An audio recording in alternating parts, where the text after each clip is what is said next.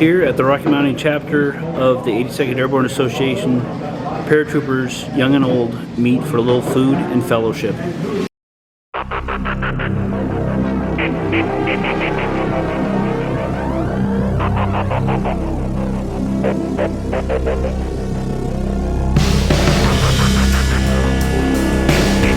I've been to war. Hi, Airborne. I'm Michael Marsh. I'm a former Sergeant E5 in 11 Bravo. I served proudly in the 173rd Airborne Brigade, 2nd Battalion, 503rd Infantry, 1967, 1968. I'm a proud 82nd Airborne guy, as well as a 173rd combat veteran. Airborne all the way. Airborne. My name is Art Gallegos. I joined the Army in October 12, 1959. Went to the infantry at Fort Gavin, Kansas. I got checked at Zen School in 1960, June 60s, at Fort Gavin, Kentucky, with the 187 Parachute Infantry Regiment, the 101st Airborne Division. And then there was a time when I made this dumbass a sergeant. I could hit my butt with both hands, and I was leading these guys, 20 years old, couldn't find my way out the door, and I made NCO. I served in Vietnam at the first Special Forces Group that came off Okinawa. I was an 18 Bravo Weapons Sergeant. 64 to 65 with Mac Reed. Then I went back in June of 66 and did a year. They were offering Australia if you stayed over another year. NCOs were kept over. Officers were only kept 6 months and they were out of country. So then I got wounded during Tet Offensive in 1968. I came home. But then the best thing in my whole story is I met this beautiful woman. We've been married 52 years. She still likes me. That's quite an accomplishment, Art.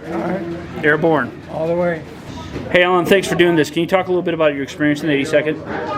My name is Allan. I was with the 82nd Airborne from 1981 to 85 with the 2nd 325. We were part of the Grenada deployment in October of 1983. We were notified and wheels up within 12 hours of our initial notification, which was ironically 24 hours after the Marine barracks in Lebanon had been blown up, which we all thought that was our initial destination until we ended up going down to the Caribbean, which we knew nothing about until we got there. And we were going to rescue a lot of American medical students who were on the island at the time. That mission succeeded. We got down there 6 hours after the Ranger battalions had parachuted in. We flew down with parachutes on our planes, prepared to jump in if necessary. It turned out the Rangers had secured the airfield, so we landed one plane at a time, offloaded, and then moved out to link up with the Rangers and proceeded to take our objectives and help with the evacuation of the students. Hey, my name's John. I deployed 5 times between Iraq and Afghanistan between 2003 all the way up until 2014.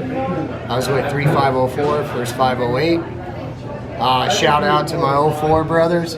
Back in the day, we were some of the first conventional troops, and that's a legacy right there. So, happy that Bragg is still standing tall. I'm here with Rocky Mountain Chapter President of the 82nd Airborne Association, Chris Mirowski, and we're speaking with him about the movement for hashtag Fort Gavin. Hey, Chris, thanks for coming on today. Hey, good morning. And again, I wanted to speak in on behalf of hashtag Fort Gavin. And the first thing I know that we continue to hear talk about, let's change it back to Fort Bragg. We know that's not coming back. We know that's not going to happen. That's and right. As far as I'm concerned, we know that Fort Bragg, it's named after General Braxton Bragg. Confederate soldier. He never jumped out of any airplanes. But the name change to Fort Liberty, it's something that is abstract. It's not anything that we as paratroopers can identify with. I know that there's been other name changes within the Army, and I think we can get behind them and support them because of the names that are involved. Hal Moore is now, it's going to be Fort Moore down in Georgia.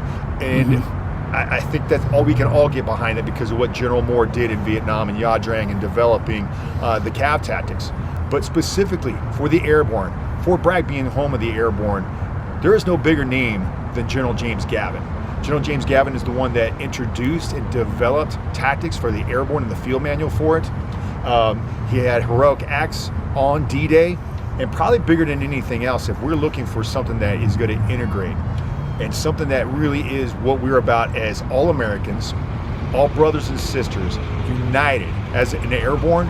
There's no bigger name than Gavin, because he also supported Army integration and was one of the first to do so.